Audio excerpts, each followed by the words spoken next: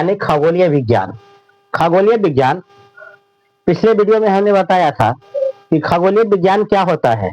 पृथ्वी का वर्णन करना ज्योग्राफी कहलाता है और ब्रह्मांड का अध्ययन करना खगोलीय अध्ययन कहलाता है।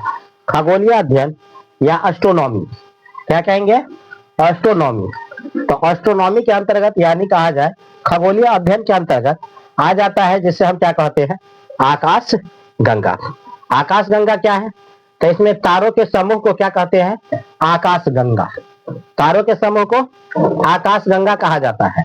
इस तारों के समूह में अनंत आकाश, तारों के समूह में अनंत यानी एक तरह से कहा जाए असंख्य तारों होते हैं।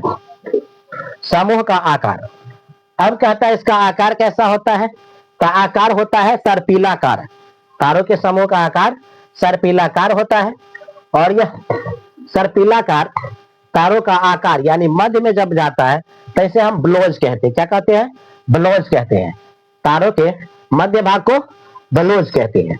अब कहते हैं ब्लोज में, यानी ब्लोज में क्या होता है? Black hole. ब्लैक होल का में है तारा। अब इसमें क्या होता है? ज्यादा से ज्यादा तारा की संख्या होती है, तारा अत्यधिक होती है। अब देखिए आकाश गंगा का निर्माण लगभग आज से 12 बिलियन वर्ष पूर्व हुआ था। आकाश गंगा का निर्माण आज से 12 बिलियन वर्ष पूर्व हुआ था। ठीक। अब क्या कहता है? ब्रह्मांड में कुल 100 अरब तारे हैं। कितने तारे हैं? 100 अरब आकाश गंगा। क्या है? 100 अरब आकाश गंगा है। ठीक। इस एक आकाश गंगा में लगभग 100 अरब तारा है। यानी यूं कह लीजिए कि एक आकाश गंगा में 100 अरब तारे हैं। उस तरह से 100 अरब आकाश गंगा है ब्रह्मांड में। तो कल्पना करना थोड़ा मुश्किल हो जाएगा कि कितना तारा है। तो ये आपको पता करिए, पता करते रहिए, बताइए कैसे कैसे कितने कितने तारा है और ये आकाश गंगा। चलिए ये समझ में आया। यानी एक आकाश गंगा में लगभग 100 अरब तारे हैं। ठीक है। अब क्या कहता है? हर्शेल ने पहली बार बताया। हर्शेल ने क्या किया? पहली बार पृथ्वी या अन्य ग्रह के आकाश गंगा का अंश मात्र बताया। पृथ्वी और सूर्य दोनों आकाश गंगा का मात्र एक अंश है। ये पहली बार किसने बताया था? हर्शेल नामक वैज्ञानिक ने। अब आइए देखते हैं तो ये क्या है? Super cluster. सुपर क्लस्टर क्या होता है? देखिए सुपर क्लस्टर का मतलब होता है 3 आकाश गंगा के समूह को हम सुपर क्लस्टर कहते हैं। क्या कहते हैं? Super cluster. 3 आकाश गंगा के समूह को सुपर क्लस्टर कहते हैं। अब ये सुपर क्लस्टर में 3 गो आकाश गंगा कौन कौन है? तो पहला आकाश गंगा मंदाकिनी है। क्या है? मंदाकिनी। दूसरा आकाश गंगा का नाम है देवयानी। दूसरा आकाश गंगा का नाम क्या है? देवयानी। पहला का मंदाकिनी, दूसरा का देवयानी है। और तीसरा का नाम है NGCM 33। यह तीसरा आकाश गंगा है। तो अब कहेंगे हम लोग जिस आकाश गंगा में, ठीक, हम लोग जिस आकाश गंगा, देखिए आकाश गंगा देवयानी जो है यह सबसे नजदीक की आकाश गंगा है। और हम लोग किस में है? मंदाकिनी में। हम लोग जिस आकाश गंगा में है उस गंगा का नाम क्या है? मंदाकिनी। क्या नाम है? मंदाकिनी। और देवयानी जो है मंदाकिनी के सबसे पास का आकाश गंगा है। ठीक, पास का आकाश गंगा है। यह सबसे नजदीकी आकाश गंगा है किसका? देवयानी का। और इसकी दूरी जो है 2 बिलियन वर्ष। कितना? 2 बिलियन वर्ष। 2.2 बिलियन वर्ष कहा गया है। ठीक, इतनी इसकी दूरी है एक आकाश गंगा से दूसरी आकाश गंगा के। अब क्या कहता है? NGCM 33। यह क्या है? यह तीसरा आकाश गंगा है जो देवयानी से थोड़ा सा दूर है। थोड़ा सा दूर है। और यह तीसरा सबसे निकट ग्रह है किसका? हमारा मंदाकिनी का। अब हम लोग जिस आकाश गंगा में, उस आकाश गंगा का नाम है मंदाकिनी। हमारा सूरज भी इसी में है, चांद भी इसी में है, और कह लेंगे ग्रह जितने भी है ये सब इसी मंदाकिनी में आता है। चलिए देखते हैं सूर्य का आकार। सूर्य जिस आकाश गंगा में है उसको हम क्या कहेंगे? मंदाकिनी कहेंगे। ठीक। मंदाकिनी को हम कई नाम से जानते हैं, या तो एक मंदाकिनी कह लीजिए, दूसरा में मिल्की वे अंग्रेजी में कह लीजिए, हिंदी में कहिएगा तो दुग्ध मेखला कह लीजिए। तो इसको हम तीन नाम, या मंदाकिनी कहेंगे, मिल्की वे कहेंगे, दुग्ध मेखला कहेंगे। कहीं पर मिल्की वे आ गया तो कहेंगे दुग्ध मेखला क्या होता है, कहीं पर दुग्ध मेखला आ गया तो मिल्की वे क्या होता है। तो एक ही का ये तीनों नाम है, मंदाकिनी, मिल्की वे या दुग्ध मेखला। इसका आकार कैसा होता है, सर्पीला आकार, यह घूमता रहता है, ठीक, सर्पीला आकार का होता है।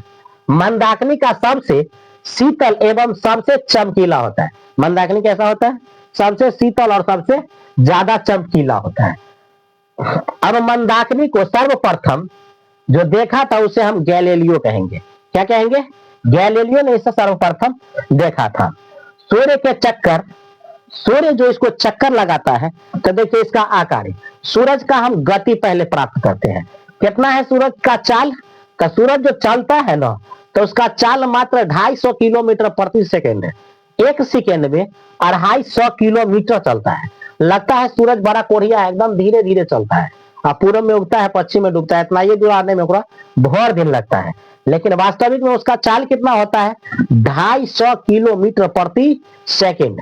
समझिए बिहार को पार कर देगा उत्तर सीमा से दक्षिण सीमा 1 सेकेंड, 1.5 सेकेंड में, 1.5 सेकेंड में उत्तर सीमा से दक्षिण सीमा को क्या करेगा, पार कर देगा। इतना लगता है उसका चाल। और इतना स्पीड से चलने पर, इतना स्पीड से चलने पर मंदाकिनी को खाली एक चक्कर पूरा करता है ना, तो उसको 25 करोड़ साल लगता है। ठीक, कितना लगता है, 25 करोड़ साल। अब समझिए, तो इसे हम क्या कहेंगे, प्रकाश वर्ष भी, एक प्रकाश वर्ष भी कहते हैं। 25 करोड़ साल लगता है। ठीक, अब क्या कहता है, सूर्य का सबसे करीबी तारा, देखिए सूरज का जो सबसे करीबी तारा है, क्या कहता है, सूर्य का सबसे करीबी तारा, तो उसे क्या कहता है, प्रोक्सीमा। क्या है, प्रोक्सीमा सेंचुरी। यह सूरज के सबसे करीबी तारा है। इसके बाद कहता है सबसे बड़ा तारामंडल। सबसे बड़ा तारामंडल क्या, तो सबसे तारामंडल, बड़ा तारामंडल को हम हाइड्रा कहते हैं। क्या कहते हैं, हाइड्रा कहते हैं, हाइड्रा। और इस हाइड्रा के अंतर्गत कौन तारा पाया जाता है, तो ध्रुव तारा। इसी हाइड्रा का एक सदस्य का समूह है जिसे हम ध्रुव तारा कहेंगे।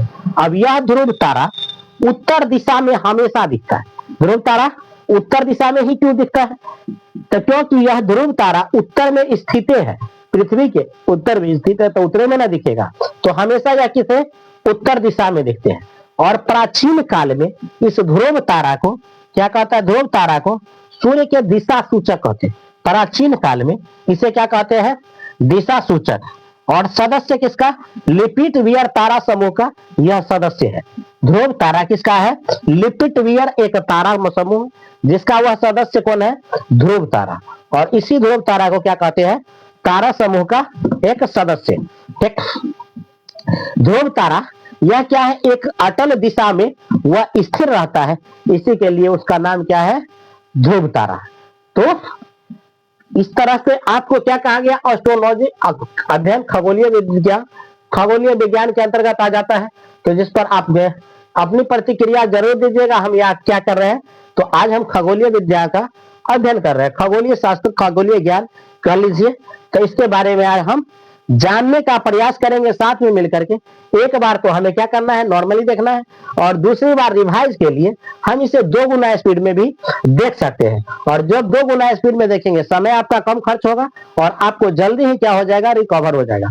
और माइंड क्या करता है, हमारा माइंड जो है एक बार में तो केवल कॉन्सेप्ट थोड़ा बहुत समझता है, इधर उधर बाउंस किया, लेकिन दोबारा रिव्यू करते हैं ना, तो हमको मजा आता है।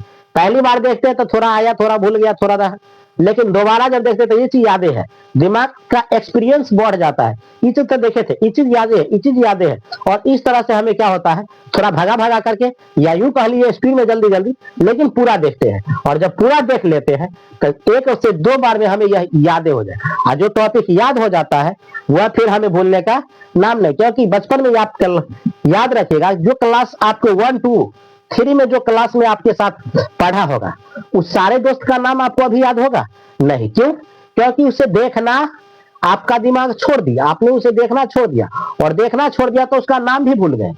लेकिन उसका नाम आप जरूर याद रखे होइएगा, जिससे हमेशा रोज उठते बैठते कभी कभार फोन से या कहीं अचानक मिल जाता होगा, तो उनका नाम आपको याद रहेगा।